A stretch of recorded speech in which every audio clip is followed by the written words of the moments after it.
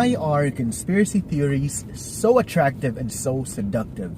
And I did a rant, the one right before this rant, the one right before, okay? I talked about the second coming and, the world war and all these conspiracy theorists and how they believe that this is the third world war and there's this conspiracy about, Jesus coming back and all of that. Now, why are conspiracy theories so seductive? And let me just say this.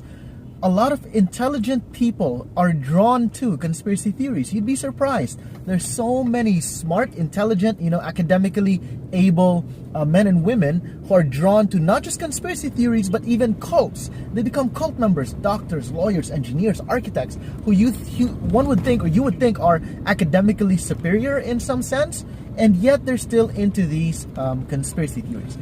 Now, there are so many factors, and you can actually Google this or YouTube this, like why are conspiracy theories so seductive, blah, blah, blah, blah. And you're going to get a lot of the secular understanding of this, the social factors involved in it. There's not just one factor. I wish it was just one factor, right? Like, I wish it was just, because of Twitter.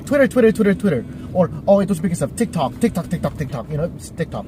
Or, it's just YouTube. It's a host of so many different factors coming into play together into the mind of a person. But I'm not going to talk so much about the secular side or the social side. I'm going to talk more about the emotional and spiritual side. All right? So, here we go. When it comes to conspiracy theories, basically what are they? They are theories that people hold that there are these conspiracies out there, these giant, secret, mysterious, maybe societies, groups, organizations that are trying to do things in a mysterious way. And this captures our imagination because it's sort of fiction, but not really. And why is this so important to a lot of people? And I'll give you a few reasons, okay? One of the biggest reasons is emotions.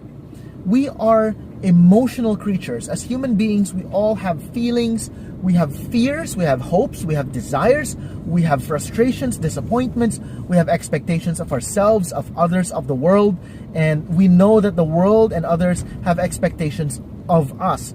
And so all these play into our emotional grid. And many times we feel insecure, frustrated, disappointed, afraid. All of these emotions, okay, cause us to have an imbalance in our minds, all right? So let's just call it a mental imbalance or anxiety. And these anxieties are not comfortable. Our minds struggle with them all the time. And one way for our minds to get that anxiety out is to make sense of things. Why do you think a lot of people who go through trauma, who get abused, who go through a traumatizing experience like a near-death experience from a plane crash, or abusive husband beating her up every day, things like that. When they get to therapists and counselors, the first thing they want to do is to make sense of things. It's not even anger. It's not even frustration or anger at my husband who beat me up. It's not that. It's to make sense of things. It's more confusion than anger. It's more complex mental states instead of just rage. It's not like that. We want to make sense of things. Our minds cannot deal with things that don't make sense. So what happens? Our minds tend to create formulas to make things work.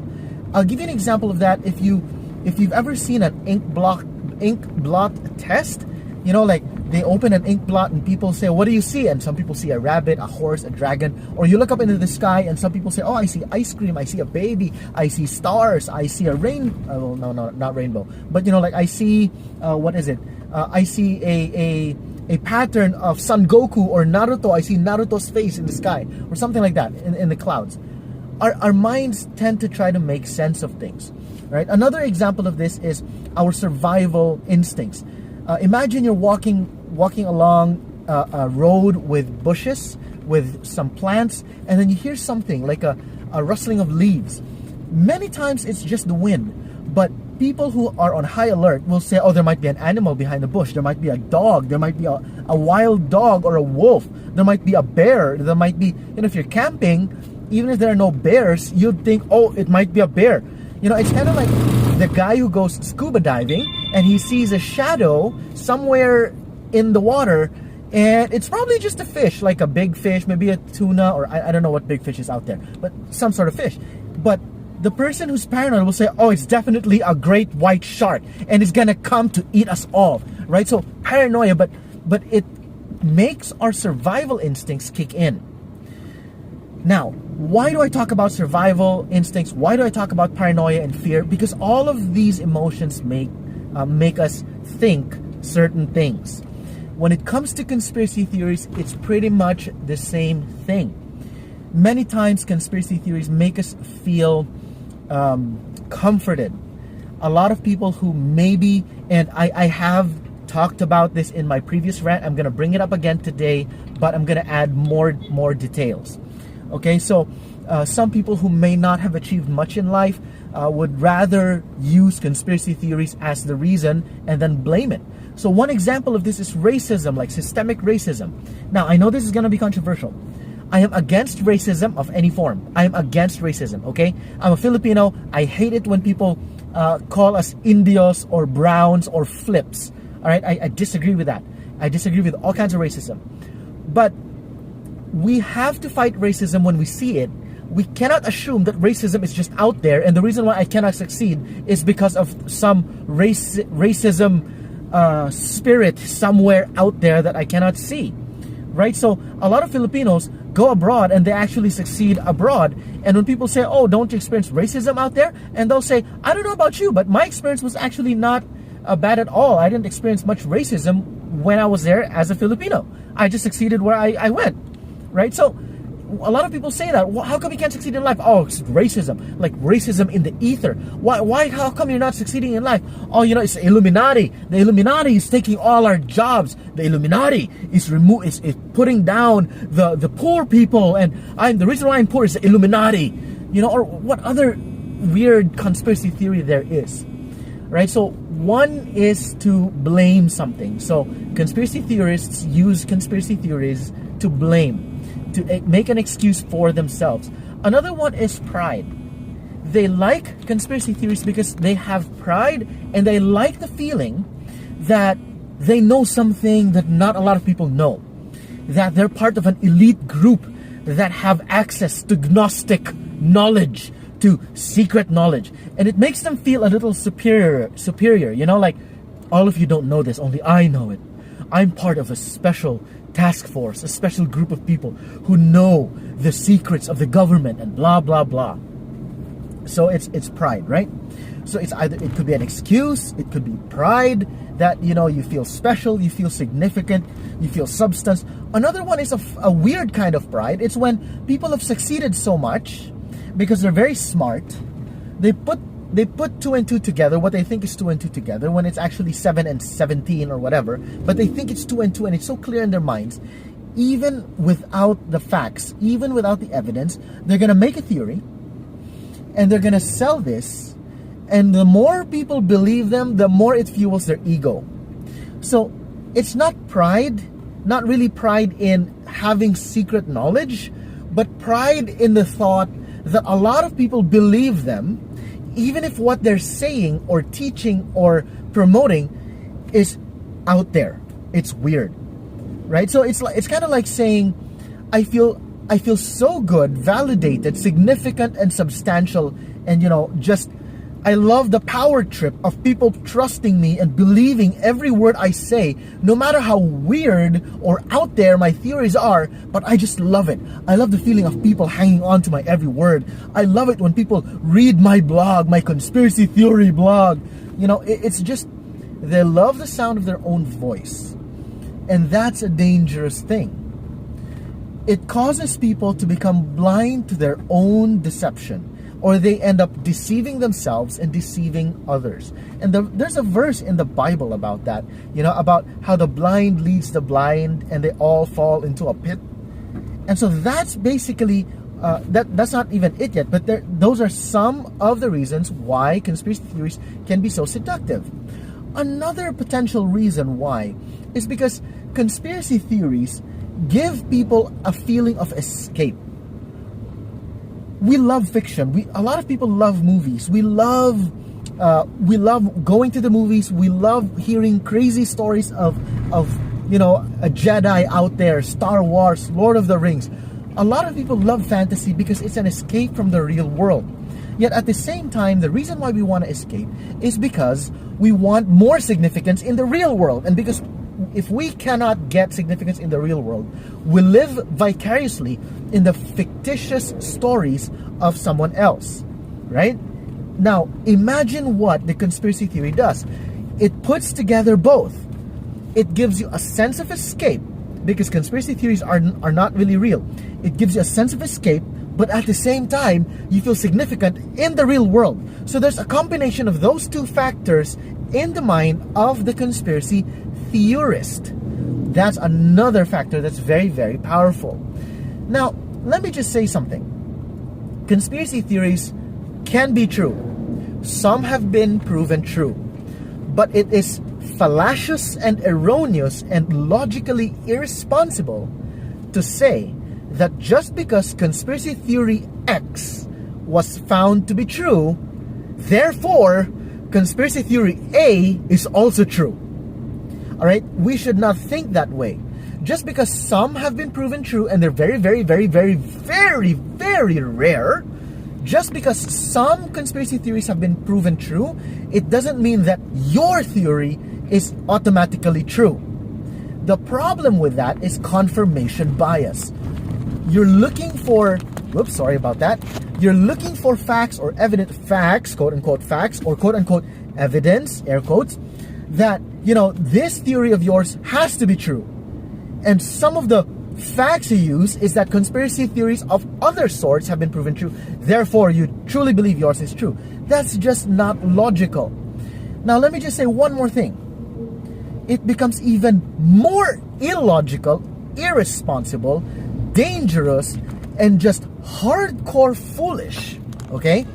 If you insist to believe your conspiracy theory, if there have been facts, evidence, logic, and witnesses that disprove your conspiracy theory. Now, here's the thing. The evidences and conspiracy theories that people usually have are what you call circumstantial. Okay? Sometimes it's even very far-reaching. Not just circumstantial, but far-reaching. It's more like coincidental, or it's grasping at straws, or it's drawing lines to points that don't exist. Okay? So it's like that. So it's bordering on paranoia. And the problem is this. If you have a theory, your theory is based on circumstantial evidence, and it's very rare to prove that true. If there are evidences that go against your theory, then it becomes your duty and obligation to drop your theory. Why? Because it's totally fine. I can respect your conspiracy theory if there has been no evidence whatsoever to disprove your theory. Then I can respect it. But if there has been countless evidences to show beyond reason of a doubt, scientifically and logically, that your theory is wrong because there is evidence for the opposite of your theory, then I will lose respect for your theory. I will have respect for your right to believe whatever you want, no matter how weird or foolish it can be, but the theory itself is no longer respectable because evidence has been shown against it. And you, as a logical person, have to accept the fact that you were wrong and that you experience what you call cognitive dissonance. Cognitive dissonance is when you are holding two contradictory truths, notice the quotations, truths in your mind, and you gotta let go of one that is false so that you no longer have cognitive dissonance, but you have cognitive resonance. All the facts in your mind align when you remove what is wrong or false or erroneous. And that becomes your duty to yourself first and then to others. The problem with this is that people who trust in conspiracy theories have such strong emotions. They're emotionally invested. What do I mean? Most conspiracy theorists are bloggers, vloggers. They write stuff. They have a huge following. They have a fan base. There are people who are fanatics about them. And so what happens is they're so afraid that they lose respect of the people who follow them. And so what do? They dig deeper and deeper into their own hole. They jump deeper and deeper into this theory that they have, just so that they convince themselves to believe how right they are, so that they don't have to be put to shame. And it's extremely embarrassing once they are put to shame. And that's something that we have to recognize and realize for ourselves and for others as well. It's our duty also to warn them and to tell them, bro, dude, what you're doing is kind of dangerous, because number one, you're going to put yourself to shame. It's going to be extremely embarrassing. The second thing is, you're responsible for the people who listen to you as well. You're responsible for the people who read your blog, listen to your vlog, follow your every word. And if you are deceived, if you are deceiving yourself, if you have very strong emotional investments and emotional confirmation bias, you're going to affect other people too. And maybe you personally can afford to believe in some theories, and maybe it won't affect you financially. It won't really affect you when it comes to your savings or your business or whatever. But some people who you don't know, total strangers maybe, might believe what you're selling, what you're pushing or promoting, to the point that it's going to affect them financially, emotionally, socially, in a very severe way. And you might end up sinning against them without even realizing it. So be very careful about conspiracy theories. My tip for everybody who heard conspiracy theories is to not just say, yeah, that's possible, it's possible. I would say maybe, yeah, okay, fine, I'll say it's possible, maybe around 1%, because it's a conspiracy theory. It's like Illuminati, it's like the whole, the entire world has this secret organization, and they're keeping aliens in Area 51, and UFO sightings are real, and it's happened, there are UFOs every night. But the flat earth, the conspiracy theory that we never launched space shuttles into space, things like that. And there's so much proof already about it. So what am I saying? Just be very careful with conspiracy theories. Tell them, okay, maybe there's a 1% chance that it's true, I don't know. All right, but if there's evidence against it, it becomes our responsibility not just to reject it, but to tell the person who has been telling us, bro, seriously, I love you, I respect you, but I cannot respect this theory anymore, because it's been disproven by logic, by science, by facts, by evidence, by history, by actual witnesses, etc., etc., etc. And it's your duty to actually recant, to remove yourself from this conspiracy theory before you hurt yourself some more and you hurt others some more, before you lead yourself astray and deceive yourself more, and you lead others astray and deceive them more as well. Now, I hope this is helpful. I hope that this is something that would open your eyes a bit. And if you want, go back to the previous rant about the end times and doomsday and the World War issue about Russia and Ukraine, because I touch on conspiracy theories a little bit as well. You can YouTube and Google this as well. Just type it in. Why are conspiracy theories so seductive? And so many articles are going to come out, and you can do your own research. I just wanted to talk about the emotional side over and beyond the psychological or the secular side of things. God bless you guys.